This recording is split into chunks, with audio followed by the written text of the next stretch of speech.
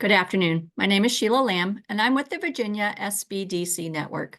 For those of you that are not familiar with our organization, the Virginia Small Business Development Center is a partnership program between the U.S. Small Business Administration, George Mason University, and local host institutions throughout Virginia. With 26 locations across the Commonwealth, we provide training and technical assistance to small businesses in their local communities. Our one-on-one advising services are available at no charge. Today's webinar, How to Train Your Employees for Cybersecurity Success, is presented by the Virginia SBDC Network. Save the date for our next cybersecurity webinar, Cyber Incident Response Planning, Building Resilience for Small Businesses, on March 21st. We are recording today's presentation and it will be posted on our website, virginiasbdc.org. Due to the large number of participants, everyone's microphone is muted and the chat feature is turned off. But if you have questions during the presentation, you can type those into the Q&A box and we will address them at the end of the session. We have also enabled the live transcript function, which you can show or hide via your own meeting controls. And now it is my pleasure to introduce our presenter for today's session, Kiana Gainey. Kiana is a 20-plus year IT and cybersecurity industry veteran and has served as Chief Executive Officer for SecureTech 360 located in Springfield, Virginia, since its inception in 2010. She is also the Cyber Industry Specialist for the Virginia SBDC. Welcome, Kiana. Thank you, Sheila, and welcome everyone. Today we're going to have some fun. Today's topic is one of my favorite topics because most of our cybersecurity success is always about the training of our employees. Next slide. So, Sheila, thank you for the fabulous introduction. I'm going to start by kind of building the house by going through some common cybersecurity threats and practical tips. And then we'll end with some questions and then some contact information if you want to do some one-on-one counseling or you need some additional help to kind of navigate putting together a great program for your organization. Next slide. So I've had the pleasure of being in this wonderful new role for a couple of years now, outside of being in the industry for about 20 plus years.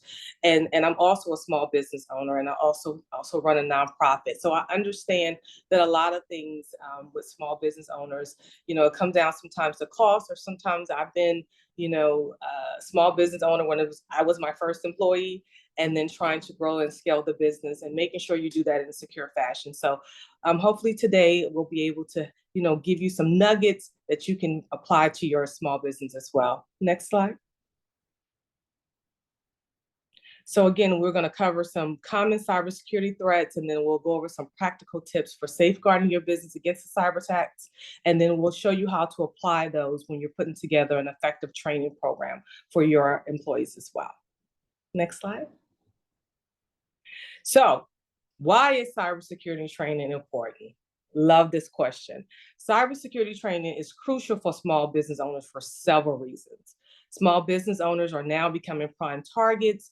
The misconception that cyber criminals are only targeting large corporations, and this risk is only due to the amount of resources they have, that's not true. That is a myth. Cyber criminals are even targeting small businesses because they know that sometimes we have limited resources, right? They know that we probably don't have as many of the, wonderful tips and tools and technologies that larger corporations have as well. But as you're starting to see, I know even on my news cycle, you see a lot of large corporations are also having some of the same issues. And 99% of the problems all come back to either training. It wasn't maybe that they didn't have the right network tools available, the firewalls. Maybe they had great policies, but were the employees trained on those policies? Were they trained on an annual basis? Were they trained initially? And then if there's something that happens, is those those incidents incorporated in updated training, right? Also, cyber attacks can also become a significant financial loss for small businesses. We can have data breaches, there may be fines depending on the industry that we support, legal fees, and then worst of all, damage to our reputation. And then protecting sensitive data. Sometimes we have access to our customer data, financial records. We even may have trademark secrets that we're trying to protect. So having an effective cybersecurity training program help your employees not only understand the information that they're processing, but also the importance of safeguarding that data, making sure that we're limited access to only people that have a need to know or people that have certain privileges within our organization, and making sure that any information that we're processing, especially when they're having anything to do with sensitive data, is being protected. Also, maintaining your business continuity. A cyber attack can also disrupt your business operation, which can lead to downtime, loss of productivity, which we don't want, right? So implementing these simple things like a cybersecurity training can help you minimize the impact of these attacks, and also to ensure the continuity of your operations. And just a few things I'd like to add to this slide as well. The training doesn't have to be anything that's punitive, right? You want to have fun with your employees. You can put together, maybe a weekly blog where you're talking about different cyber attacks and different things that are happening. You can put together cool videos.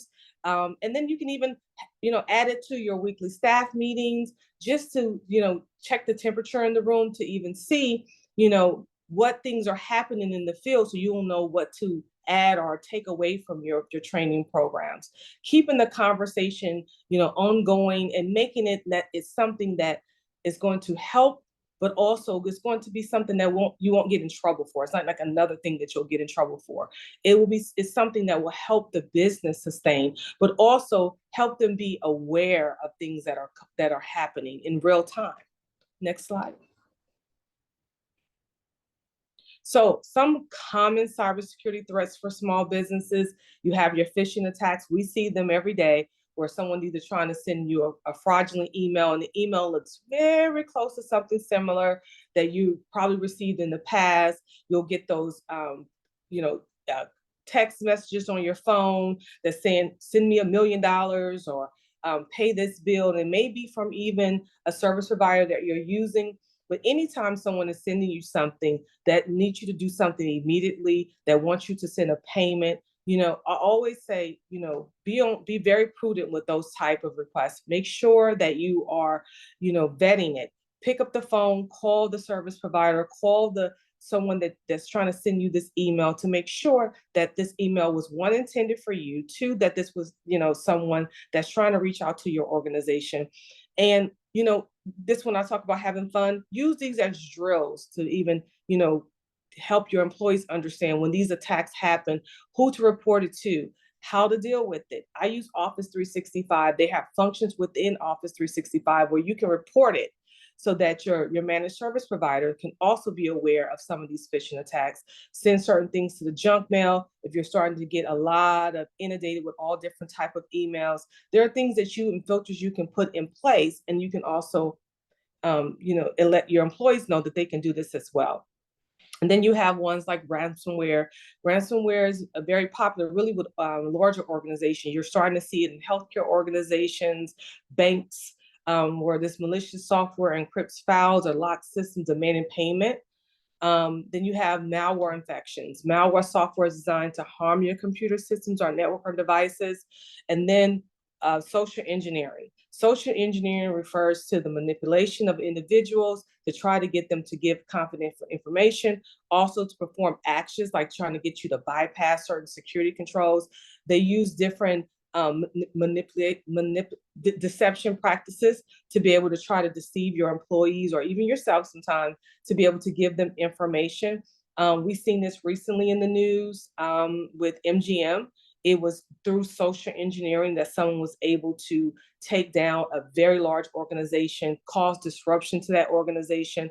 And it was something as simple as someone called in, they wanted information, they were able to get said information to be able to bypass certain security controls by using some of their tactics. And then, also your employees, the things that they post on social media. Sometimes they'll use things just to make sure that you make them feel like they know them. So use this, put together a training program where you're highlighting some of these common security threats, that you're making sure they're educated about what a phishing attack is, what ransomware is, what a malware infection looks like, just to name a few, and also what to do in the event that someone try to use social engineering tactics as well. Next slide.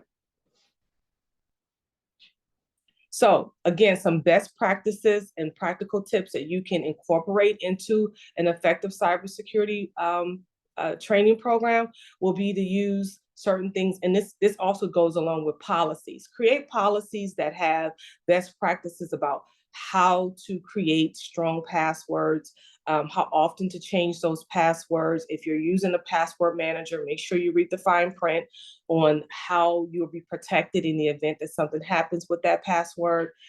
Implement certain things like multi-factor authentication, put in some email security. I talked about, some filters that you can use with tools that you already have in place, being able to identify what a phishing email looks like, not to click on any links, especially if someone sends you an email from an untrusted source or an unknown source, not to click on those click links within that email, because usually that link is trying to take you somewhere else. So making sure that you identify. I always look at the body of the email. Even I look at the sender. I look at what the spelling is within the email. Who sent the email. I look for certain information. So put together, slides or a presentation where you're actually putting into practice what a suspicious phishing email will look like. And also, put together like maybe even a one-page information about what to do in an event that something like this happens, the importance of avoiding unsafe websites and downloads, implementing antivirus and malware software. There's a lot that's on the market that you can use. Do your research on that as well. I always like to read any other users' experience with those softwares, and is it something that will support my organization or my customers that I support? And if you're using things like mobile devices and remote workstations, make sure you secure those as well. And then last but not least, make sure you develop an incident response plan in the event that a cybersecurity breach happens. And then also, again, put together some type of drill. I like to use the word drill, because drill, you're trying to just make sure your employees understand what to do in the event of an emergency or a cybersecurity breach, who to contact, put together, who, what, when, and how, somewhere they can be able to have it accessible, but also something that you're doing probably initially when they sign on to your organization on an annual basis, or in the event that something happens, or there's a new policy or procedure for maybe a particular industry that you're supporting, or with the customers that you support as well. So just making sure that you understand the best practices that's out there. There's a lot of practical tips that you can use to make sure that you're using these best practices, educating yourself, taking out, like today, coming to an webinar. If there's opportunities where you can send your employees to different webinars, there's a lot of different software out there, and even organizations that have access to give you, that have cybersecurity awareness training that you can use. That's something that's a value add. But even with those, I know you have some folks that use different cybersecurity awareness training, and people are just kind of clicking through it. So my thing is to put it into practice, right? Make it very practical. Make it a part of their job duties. Put it through their reviews when they're doing when you're doing your employee reviews, just to kind of just check the temperature in the room to make sure that they understand that cybersecurity is just as important as physical security, because a lot of the work that we're doing is online as well. Next slide. So it's all about establishing a security culture, right? The importance of your employees being aware of all of these best practices, tips that we went over today, so that they can, and then you as the CEO, promote a culture that cybersecurity awareness across your organization. You're the leader, and I always say, your employees will follow lead if it's something that's important to you as well. And make sure they understand that even if you have someone designated to do cybersecurity, that everyone in the organization plays a crucial role in maintaining cybersecurity. And what that just simply means is that it's all we're only as secure as the person that is using the security and the people that are maintaining the security, right? So we want to make sure that we're promoting that throughout our organization. I know October is one of those cybersecurity awareness month where it's all about, promoting awareness for your organization, but take those practices throughout the year. Take advantage of the opportunities of educating yourself during those months, but also take advantage of doing that monthly, or whenever, there's significant change to your organization. Train your employees to verify any request for sensitive information. I cannot, drill that into your head. Make sure they understand what to do in the event that someone is asking for sensitive information. Make that a part of your cybersecurity awareness training. Keep the conversation going. Make it fun and exciting, so there's not something that's just seeming like an extra thing that they have to do, but it's also something that's going to maintain the organization as a whole. Next slide. So in conclusion, employees are often the weakest link in cybersecurity defenses. So we can pay for all the bells and whistles. We can pay for the malware software. We can pay for the firewalls to be put in place. We can pay for even having someone trained just in cybersecurity to help us. We can do all of the drills and the incident response, but making sure that you're training your employees and empowering them to recognize and report the suspicious activities, it will definitely reduce your likelihood of, being on the proactive side in the event that there's a cyber attack. And then also, if a cyber attack happens, they understand what to do, who, when, when, and how will also help with you being very successful. Cybersecurity training is essential for any small business. It protects us against these threats. It helps us safeguard sensitive data. It helps us maintain our business continuity. If we're dealing with regulations with our customers or stakeholders, it helps us be able to maintain those regulations. It preserves our reputation. It empowers our employees, and it helps us to take a proactive approach with managing risk, and also can help us gain a competitive edge in the marketplace, meaning that when our cybersecurity is great, then we have the likelihood of making sure that we maintain an organization that is holistic and an organization that is on the defense versus being, always waiting for something to happen. We are being proactive. I always say prevention is better than a cure. So anything that you can do to prevent these things from happening is very key to your organization's success. Next slide. Any questions? Then I also put together some links and resources, because there are a lot of organizations like the SBA. CIS is a great organization that have a lot of resources and tools, some free of charge, to help you put together these cybersecurity awareness training. Also give you some additional acronyms or definition of those acronyms.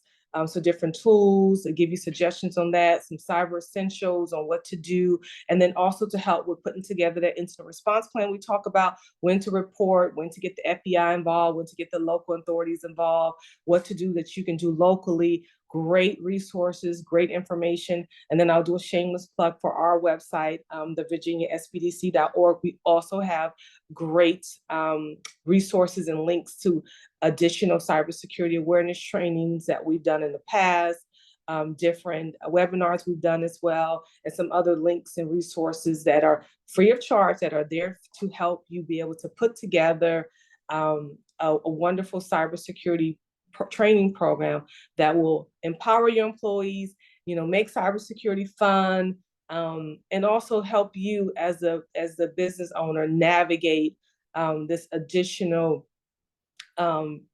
task of making sure that your organization is secure. Any questions? I know I covered a lot.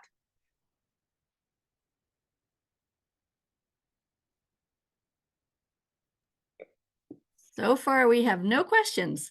You did cover a lot. If anyone has questions, it is your chance to pick Kiana's brain. Take advantage of it. Yes. And if you come up with a question, after you get off the Zoom, you can always email as well, and we'll get back to you. The slides will also be available to you as well. So if there's anything that you want to use from the information that was presented today to help put together your cybersecurity awareness training, they'll definitely help you put together something that you can get started tomorrow if you need it. We have a question that popped in. Have you used KNOW before? KNOWBE and the number 4? I've heard of it before. I haven't personally used it. I've had some clients that use it as well. And I've heard, depending on what you're doing and the customers that you're supporting, there is some great resources that you can use there. But I would start with some of the government organizations as well, because they have a lot of resources and tools, things that's been vetted, and even some things that are free of charge that you don't even have to, spend any money out of pocket just to get started. Okay, no other questions right now. Thank you for that one. Mm-hmm. We have plenty of time still if anyone can think of anything. Oh, let's see. Here's one. Do you have suggestions for trying to meet the government CMMC requirements? Yes, there is. DoD actually has a great program called Project Spectrum. And it is, and I'll make sure that that's a link in when we send out the slides, but it goes over all of the CMC requirements.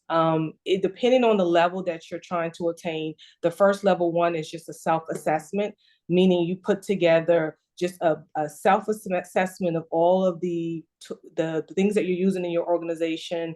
You don't have to pay a third party for just a level one. Once you start getting into level 2, level 3, you have to use, I think level 3, you have to use a third party auditor to audit your system.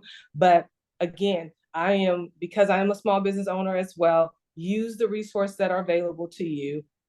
Project Spectrum is definitely a great website to get started. It has a plethora of information about how to meet those requirements and just to help you get started. Great. And a follow-up question for that is, what is CMMC requirements and who is required to follow them?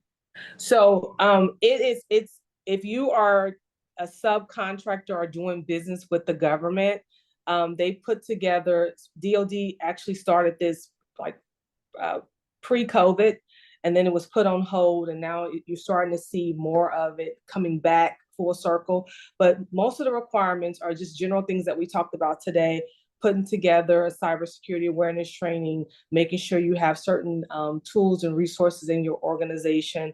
What was happening is that you had a lot of subcontractors that were doing business with the government, but their infrastructure or their organization wasn't meeting the baseline security requirements. So basically, they put together a governing body to make sure that you can meet those requirements. And so, again, Project Spectrum is a great website that can definitely help you get started and give you really a deep dive, especially if you're interested in doing business with the government.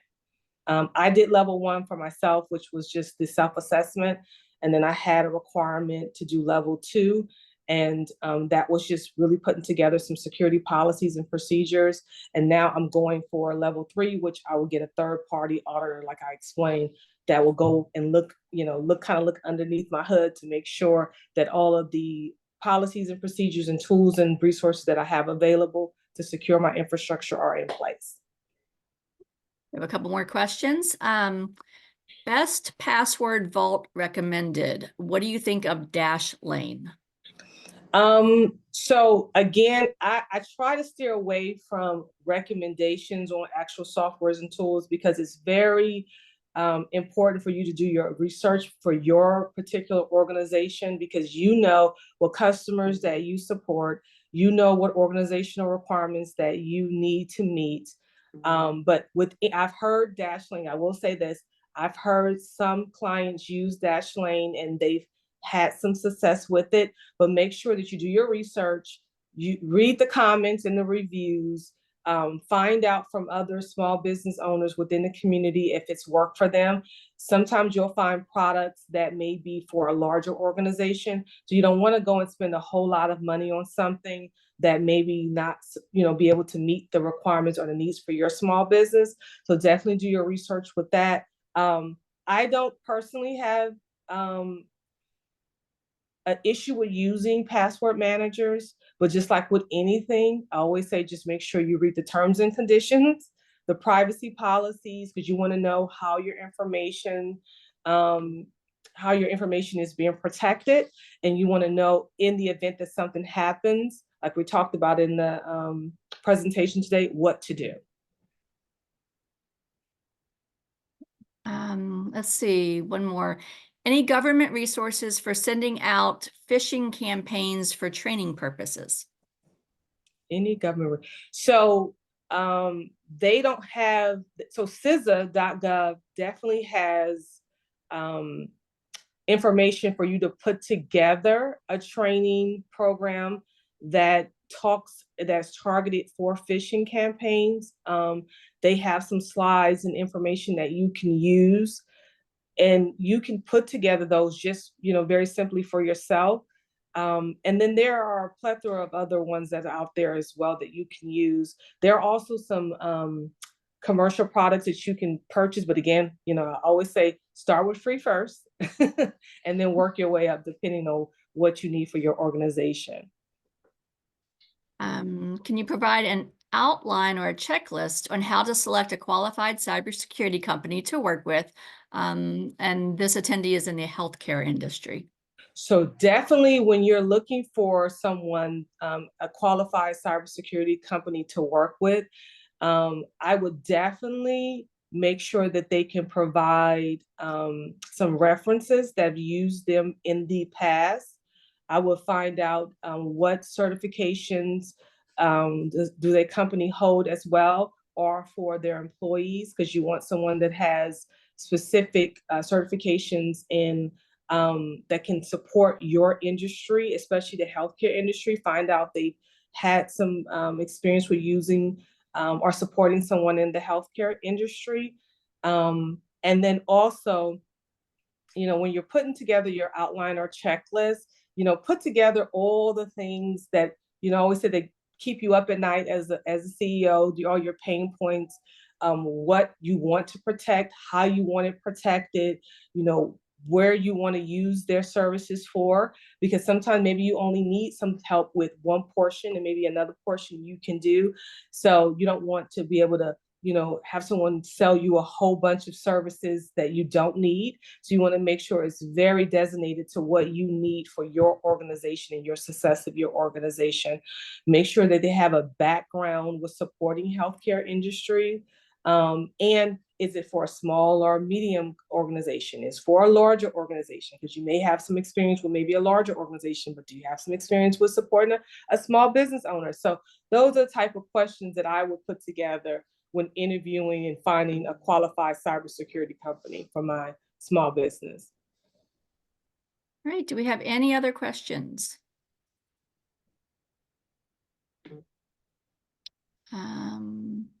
Let's see.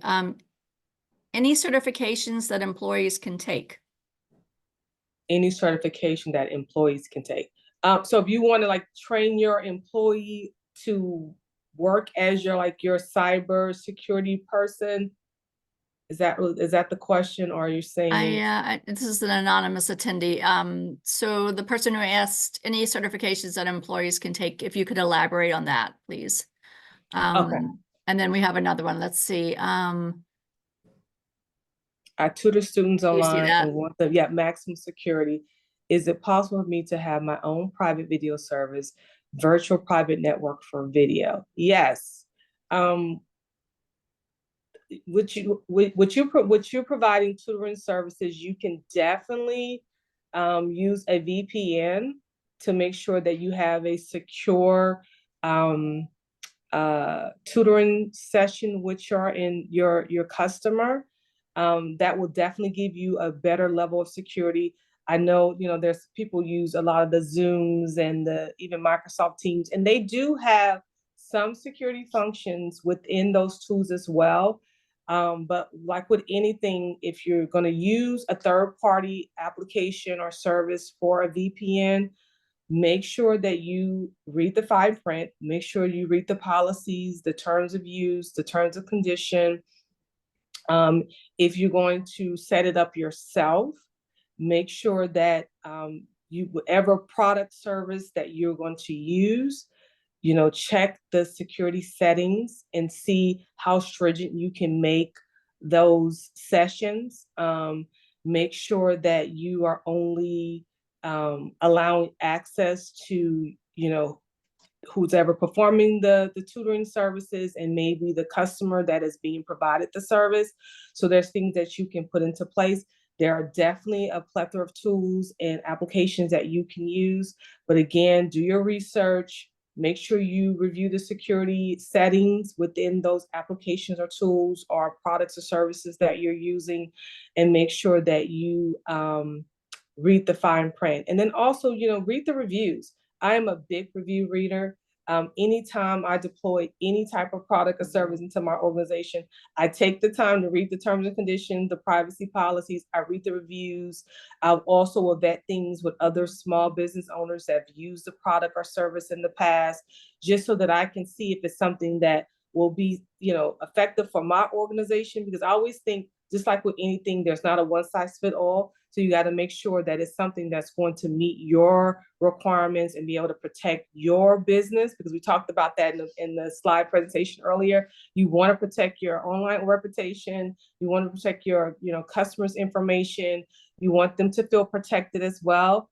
And so when you put together these or you use these products and services, you want to make sure that it's not going to create a larger security hole. You want things that's going to give you those comforts that the information that you're processing or using or your sessions are going to be secure as well. So in regards to the certifications question earlier, Okay. looking for certifications in regards to upbringing an internal IT person. Okay, so if you have someone that has an IT background and you want them to start taking on some roles and responsibilities to do some of the cyber work, absolutely. There are a plethora of ones out there. You can do Security Plus training that they can take. There's ones for CISSP. There is also a junior one versus going full-fledged, but they get to have a certain amount of years of experience. There are, I think CompTIA has one, ISACA has one. There's a plethora of ones that's out there, but depending on their level of experience with cybersecurity, they may want to just start with just the basic certifications that are out there. Depending on what you're supporting, then there are additional like specialty types of certifications out there that they may want to check out. Like for instance, if you're using healthcare, there are specific healthcare related security certifications that your employees can take. So again, a lot of things is going to be relevant to the industries that you support, the customers that you support, what business that you're doing. So do your research, but there are a plethora of ones out there as well. But again, there are some things you can start for free, like the word free again, that they can use to get them a level of, what it's going to look like with a day in the life of taking on additional roles as a cybersecurity person within your organization as well. Can you please suggest key points in a contract agreement to have or a referral to review an IT contract? Can you please just so when you're putting together a contract agreement, I would definitely seek legal counsel, just to make sure that the level of service that you want them to provide is outlined, that they understand what what that agreement needs to be. There are some, I know even we have some supportive services here that can help you with, putting together a contract or agreement, and making sure that it is up to, meets the legal things that you want to protect for your organization. As far as referral to review an IT contract, I would definitely refer you to seek legal counsel, because anytime you're going into a contract with someone, you want to make sure that you have someone that has the expertise and experience in putting together contracts or agreements that support any third party parties that you're bringing in to do work for your organization. Great. Kiana, do you see this other question? I'm not sure if this is something for you or not, but how can I do my own video product not connected with any other? So again, I would just recommend you do some additional research. I don't really have anyone that I could recommend or connect you to about putting together your own video product. There are a lot of services and even products out there that you can use, but again, if you're selecting some type of AV equipment, there will be some settings within that AV equipment that you can set to make sure that you're having secure sessions. But I would also just recommend that you do your research to make sure that you're getting the level of security that you need with that product or service, or even the equipment that you're using, right? There are settings within even the phones that we use that will give you a certain amount, a level of security. So it can be as stringent as you need it to be, but make sure that you understand, like sometimes we don't want to make it so stringent that we lock ourselves out or we can't even use the product, but you want to make sure that you're using it in a way that will allow you to perform the service or task that you're trying to perform. Okay, do we have any other questions? I think we got some good ones. Yeah, that was great. That was great. Yeah. So as you can see, a lot of it is just, a lot of the things are going to be relevant to the industries and the customers that you support, but making sure that you get just the basic things, like some things are just going to be that are universal, that is agnostic of any organization, which are malware attacks, the type of attacks, who they can attack, or when, there's no rhyme or reason why a cyber criminal will pick your organization, but making sure that you have a proactive approach into it, and using cybersecurity awareness training or putting together a cybersecurity training program is the most effective tool that you'll find, regardless of how, the size of your organization, regardless of the amount of technology that you're using, but making sure that you have an understanding, the one as the leader, and your employees are trained in what to do if something does happen. It's just like with anything, growing up, even when we were, in elementary school, they did fire drills just so that you can, be prepared in the event that something happened. It's the same type of approach, right? You want to be prepared. So as much information that you can, put on the front end as far as educating your employees and making sure they have an ongoing, education will be very key to the success of your organization. And again, there's our contact information, our wonderful website that has some additional, tools and resources that you can use, some partners that we use. Posture definitely has some great videos and some additional information. So if you want to do a deeper dive and even start putting together some of those policies we talked about today, and then also a link to some webinars we've done in the past that can maybe give you a more deeper dive. And then also to sign up for some additional webinars that we may have in the future. So, yeah. Well, Kiana, you just about covered everything I need to say. But I'll still wrap us up. I want to thank everyone for attending today. Kiana, thank you for a fabulous presentation. And as a reminder, you will receive a link to the recording and the slides.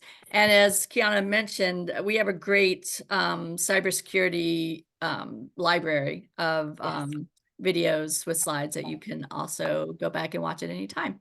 If you would like to sign up for upcoming webinars or access those recorded webinars, please visit virginiasbdc.org/training. This webinar and other SBDC resources are designed to be used in collaboration with your local SBDC advisors. You can sign up for a free and confidential session by emailing help@virginiasbdc.org or via our website. And we hope to see you at our next session. Take care, everyone. Thank you so much.